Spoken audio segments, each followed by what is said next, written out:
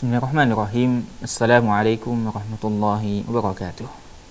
Innal hamdalillah nahmaduhu wa nasta'inuhu wa nastaghfiruh wa na'udzu billahi min shururi anfusina wa sayyiati a'malina.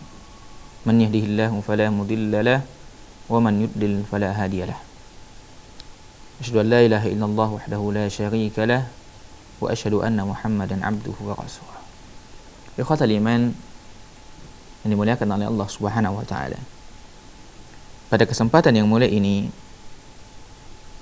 kita akan menyebutkan suatu masalah yang berkaitan tentang puasa, yakni bahwa ibadah puasa telah diwajibkan oleh Allah Subhanahu wa taala kepada kaum sebelum kita. Sebagaimana Allah Subhanahu wa taala berfirman, Ya ayyuhalladzina amanu kutiba alaikumus siyam kama kutiba alal ladzina min qablikum la'allakum tattaqun.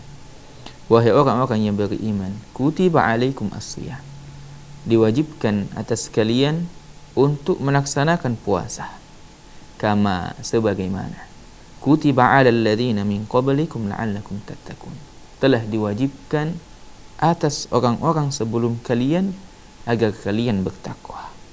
Ikhwatal iman dimuliakan oleh Allah. Dalam ayat yang mulia ini,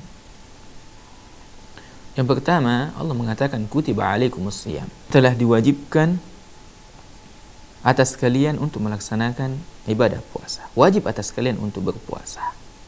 Ya, ini dalil yang sangat kuat ya, mengatakan bahwa wajib bagi seorang muslim untuk melaksanakan ibadah puasa. Kemudian potongan selanjutnya adalah kama kutiba 'alal ladzina min qablikum, sebagaimana telah diwajibkan kepada orang-orang sebelum kalian.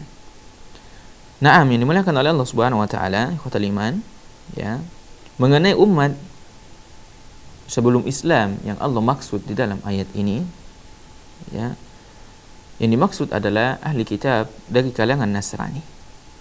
Ahli kitab dari kalangan Nasrani, di mana ya mereka lah orang terdekat sebelum Islam. Nasrani ya lebih dekat zamannya dengan Islam ya, yang dibawa oleh Nabi sallallahu alaihi wasallam. Jadi kaum Nasrani adalah kaum yang terdekat dari agama Islam yang dibawa oleh Nabi Muhammad sallallahu alaihi wasallam.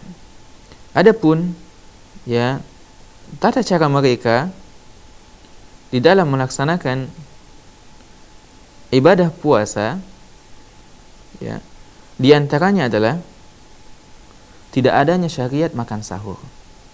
Tidak adanya syariat makan sahur. Sebagaimana Nabi sallallahu alaihi wasallam bersabda dalam sebuah hadis yang diriwayatkan oleh Imam Muslim ya, dari Amr bin As radhiyallahu taala anhu, Nabi SAW bersabda, faslu ma baina siyamina wa siyami ahli kitab aklatus sahar. Perbedaan antara puasa kita dan puasanya ahli kitab terletak pada makan sahur.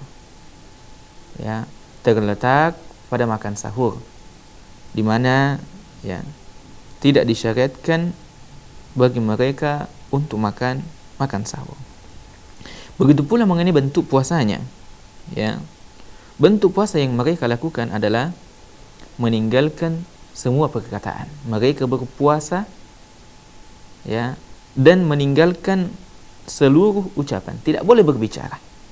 Tidak boleh berbicara. Sedangkan syariat Islam ya, yang dibawa oleh baginda Rasul sallallahu alaihi wasallam hanyalah melarang ya berbicara dengan perkataan dusta atau perkataan yang tidak bermanfaat. Jadi perbedaannya adalah kaum sebelum Islam mereka melaksanakan puasa dan mereka tidak boleh untuk berbicara. Namun ya syariat yang mulia yang dibawa oleh baginda Rasul sallallahu alaihi wasallam hanyalah melarang ucapan-ucapan yang dapat membatalkan ibadah puasa. Begitu pula jemaah yang dimuliakan oleh Allah Subhanahu wa taala, ya, Sehingga di dalam agama di awal-awal pensyariatan puasa ini, ya, jika seorang muslim sudah tidur di malam hari, sudah tertidur, maka ia dihitung sudah mulai melaksanakan ibadah puasa. Tidak boleh lagi makan sahur setelah itu. Nah, tidak boleh lagi melaksanakan makan sahur setelah itu. Jadi masih ada, ya, bekas-bekas pensyariatan sebelum Islam, ya, di mana mereka tidak melaksanakan makan sahur.